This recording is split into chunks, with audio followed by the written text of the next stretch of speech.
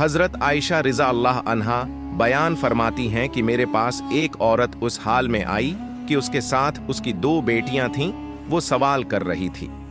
उसने मेरे पास सिवाय एक खजूर के कुछ न पाया। चनांचा वो खजूर मैंने उसे दे दी। उसने उसके 2 हिस्से करके अपनी दोनों बेटियों में तकसीम कर दिया और खुद इसमें से कुछ नहीं खाया। फिर खड़ी हुई और चली गई। फिर जब आप हमारे पास तशरीफ लाए तो मैंने उनको ये बात बतलाई तो आपने फरमाया, जिसको उन बेटियों में से कसा मामले के साथ आजमाया जाए, बस वो उनके साथ अच्छा बर्ताव करे तो वो बेटियां उसके लिए जहन्नम की आग से पर्दा बन जाएंगी। अच्छी बात अपने बहन, भाई, माँ बाप, दोस्त और रिश्तेदारों के साथ शेयर किया करें और ऐसी मजीद अच्छी वीडियोस देखने के लिए हमें फॉलो करें।